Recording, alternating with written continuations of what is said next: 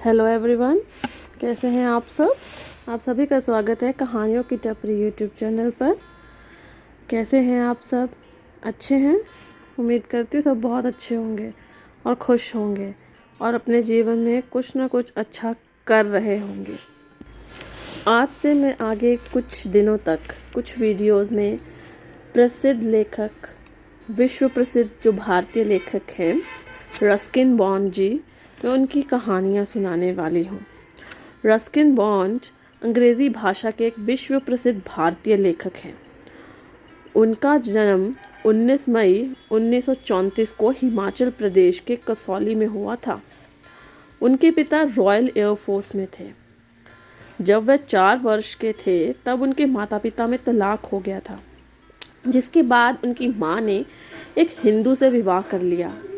Ruskin bond का बचपन जामनगर, शिमला में बीता।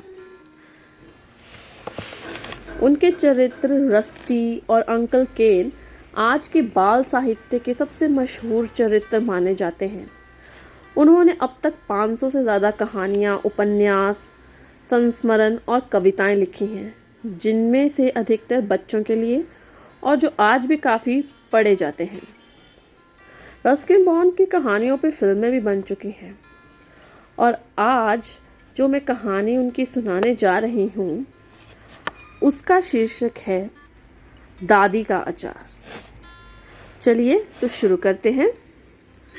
दादी जब कभी वनीला या चॉकलेट वाली मिठाई बनाती, मुझसे कहती, थोड़ी माली के बेटे मोहन को भी दे आओ।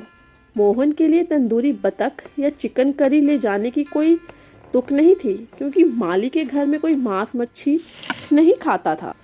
मगर मोहन को मिठाई अच्छी लगती थी, खासकर गुलाब जामुन, रसगुल्ले, जलेबी, जिनमें खूब दूध और चीनी रहती थी। और फिर दादी के हाथ से बनी अंग्रेज़ी मिठाई तो वह बड़े चाव से खाता था। अक्सर हम कटहल के पेड़ को शाखाओं पर जा बैठते और मिठाई या पेपरमिंट या लसलसी चिपचिपी टॉफ़ी के चटकारे लेते रहते। कटहल हम खा नहीं सकते थे। हाँ, उसकी तरकारी या सब्जी बनती या अचार डलता तो हम शौक से खाते थे। मगर कटहल के पेड़ पर चढ़ने में बड़ा मज़ा आता था। कुछ बड़े अद्भुत जीव भी उस पेड़ पर रहते थे। गिलहरियाँ, फल खाने वाले चमगादड़ और हरे सुग्गों का जोड़ा। गिलहरी हमसे हिल मिल गई थी और जल्द ही हमारे हाथों से चीज़ें लेकर खाने लगी थी। उन्हें भी दादी की चॉकलेट वाली मिठाई बहुत भाती थी।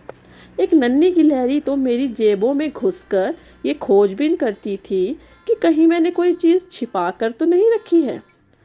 मोहन और मैं दोनों बगीचे के लगभग हर पेड़ पर चढ़ जाते थे, और यदि दादी हमें ढूंढने निकलती तो पहले आगे वाले बरामदे में से और फिर घर के बगल वाले रसोई भंडार से और अंत में घर की दूसरी तरफ वाले गुसल खाने की खिड़की से हमें पुकारती। वहाँ चारों तरफ पेड़ ही पेड़ थे, और जब हम दादी को कोई जवाब न देते तो ये पता लगाना मुश्किल हो जाता कि हम किस पेड़ पर बैठे हैं। कभी कभी होता ये कि जिस पेड़ पर हम बैठे होते, क्रेज़ी उसके नीचे आकर भौंकने लगता और हमारा भेद खुल जाता। जब पेड़ों से फल बटोरने का मौसम आता तो ये काम मोहन को सौंपा जाता। आम और लीची गर्मियों में पककर तैयार होते थे। उन दिनों मैं बोर्डिंग स्कूल में होता, तो मैं फल बटोरने के काम में हाथ नहीं बटा सकता था। पपीता जाड़ों में पकता था, मगर पपीते के पेड़ पर चढ़ा नहीं जा सकता, क्योंकि उसका तना पतला और लचीला होता है। पपीते के पेड़ से फल तोड़ने के लिए हम लंबी लगी लगाकर फल गिराते और धरती पर गिरने से पहले ही उसे लपक लेते हैं। मोहन अचार वगैरह डालने में भी दादी की मदद करता था। दादी के अचारों की बड़ी धूम थी। तेल में तैयार किया गया आम का अचार देखकर तो हर किसी की लाल टपकने लगती थी। नींबू का तीखा अचार भी लोग बहुत लुभाते थे। इसी तरह शलगम, गाजर, फूल गोभी, मिर्ची और दूसरे फलों और सब्जियों के अचार डालने में भी दादी उतनी ही निपुण थी। जलकुंभी से लेकर कटहल तक, मतलब ये कि किसी भी चीज़ के अचार डालने की कला में दादी माहिर थी। केन काका को अचार अच्छा नहीं लगता था, इसलिए मैं दादी से हमेशा ढेर सारा अचार डालने का आग्रह करता था। मीठी चटनी और सॉस वगैरह मुझे ज़्यादा पसंद थे। मगर मैं अचार भी शौक से खाता था।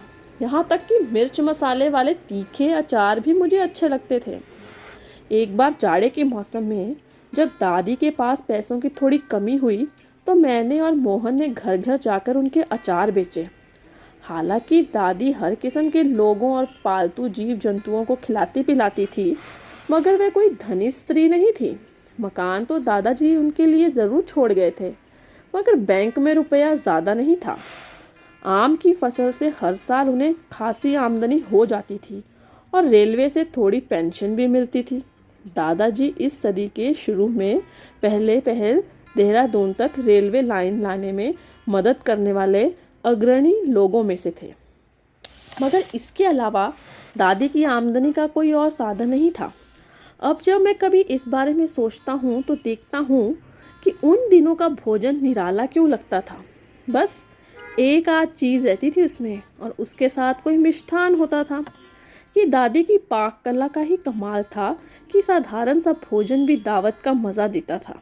दादी के अचार ले जाकर बेचने पे मुझे कोई संकोच नहीं था, बल्कि इसमें तो मज़ा ही था। मोहन और मैं अचार की बोतलें, शीशियाँ टोकरियों में भरकर घर से निकलते और घर घर जाकर उन्हें बेचा करते थे। सड़क के उस पार रहने वाले मेजर क्लार्क हमारे पहले ग्राहक थे। मेजर क्लार्क के बाल लाल लाल से थे और आंखें चमकीली नीली, और वह हमेशा प्रसन्नचित्त दिखाई देते थे। उसमें क्या है रस्टी? उन्होंने पूछा। जी अचार। अचार तुम खुद डालते हो? जी नहीं, मेरी दादी डालती हैं। हम बेचने आए हैं। इन्हें बेचकर हम बड़े दिन क्रिसमस के लिए टर्की खरीदेंगे। मिसेस बॉन्ड के अचार? आहा, अच्छा है। पहले मेरा ही घर पड़ता है, क्योंकि मैं जानता हूँ तुम्हारी टोकरी आनन फानन में खाली हो जाएगी। बेटे, तुम्हारी दादी से अच्छा अचार कोई नहीं डाल सकता। ये बात मैं पहले भी कहता था और आज फिर कहता हूँ। इस दुनिया में जहाँ बढ़िया और लजीज भोजन बनाने वालों की वैसे ही बेहद कमी है, तुम्हारी दादी तो समझो ऊपर वाले का वरदान है।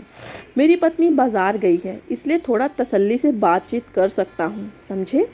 क्या क्या है इस वक्त तुम्हारे पास? ज़रूर ही मिर्ची का अचार भी होगा। तुम्हारी दादी जानती हैं मिर्ची का अचार मुझे अच्छा लगता है।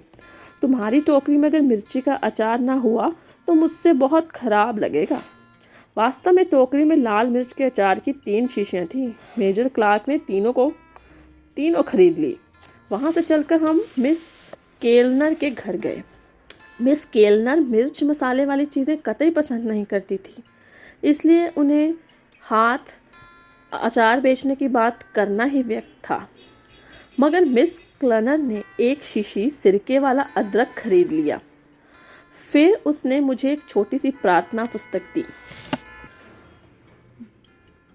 जब कभी मैं मिस केलनर से मिलने जाता, वह मुझे प्रार्थना पुस्तक अवश्य देती थी, और ये पुस्तक हमेशा वैसी ही होती थी। आगे सड़क पर डॉक्टर दत्त रहते थे, जो अस्पताल के इंचार्ज थे। उन्होंने नींबू के अचार की कई शीशियाँ खरीदी। बोले कि नींबू का अचार उनके जिगर के लिए बड़ा फ़ायदेमंद है। सड़क के सिरे पर मोटर गैराज के मालिक मिस्टर हरी रहते थे, जो नई कारें बेचते थे। उन्होंने सिरके वाले प्याज की 2 शीशियाँ खरीदी और विनयपूर्वक कहा कि अगले महीने हम उन्हें 2 शीशियाँ और दे जाएं। वापस घर पहुँचते पहुँचते हमारी टोकरी अक्सर खाली हो चुकी होती और दादी की हथेली पर हम जाकर 20-30 रुपये रख देते। इन दिनों इतने रुपए में टर्की आ जाती थी। केन काका क्रिसमस तक वहाँ डटे रहे और ज़्यादातर टर्की उन्हीं के पेट में गई। अब तो नौकरी ढूंढ ले तू, दादी ने एक दिन केन काका से कहा। देहरादून में नौकरियाँ कहाँ रखी हैं? केन काका खींचते हुए बोले। क्या कहता है? तूने कभी कोई नौकरी ढूंढी ही नहीं। तू क्या हमेशा यहीं पड़ा रहेगा? तेरी बहन एमिली लखनऊ में स्कूल की हेड मिस्ट्रेस है, उसके पास चला जा। उसने पहले भी कहा था कि वह तुझे अपनी डॉर्मेट्री, स्कूल में बच्चों के सोने का बड़ा हॉल का कामकाज देखने की नौकरी दे सकती है। छी छी, केन काका बोले। ईमानदारी को बात तो वह है आंटी कि तुम खुद भी नहीं चाहोगी कि मैं डॉर्मेट्री जैसी जगह पर 40-50 बावले बच्चों के साथ सिर खपाई करूं। बावले क्या होता है? मैंने पूछा। चुप रह, केन काका बोल पड़े। दादी बोली, बावले का अर्थ है सनकी। इतने सारे शब्दों का अर्थ सनकी होता है। मैंने शिकायत भरे स्वर में कहा, इससे अच्छा सीधे हम सनकी हो क्यों नहीं कह देते?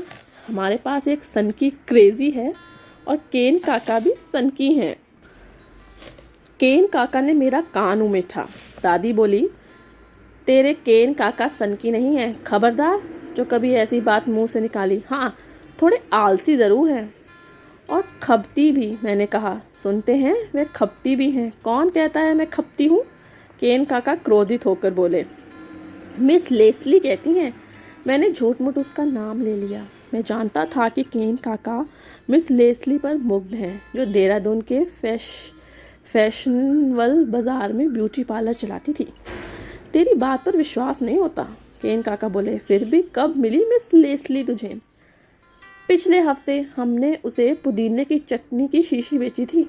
मैंने मिस लेस्ली से कहा कि केन काका को पुदीने की चटनी अच्छी लगती है, पर वे कहने लगी, ये चटनी तो मैंने मिस्टर हाउफ्टन के लिए खरीदी है, जो मुझे कल सिनेमा दिखाने ले जा रहे हैं। तो कैसी लगी आपको कहानी? उम्मीद करती हूँ अच्छी लगी होगी। जो भी हिस्सा इस कहानी का आपको अच्छा लगे वो आप मुझे कमेंट सेक्शन में ज़रूर बताएं और कहानियों की टपरी यूट्यूब चैनल को ज़रूर सब्सक्राइब करें और इस वीडियो को लाइक और शेयर ज़रूर करें। चलिए, तो कल फिर एक नई वीडियो के साथ मिलते हैं, एक नई रस्किन बॉन्ड की कहानी के साथ। तब तक के लिए टाटा, बाय बाय, धन्यवाद।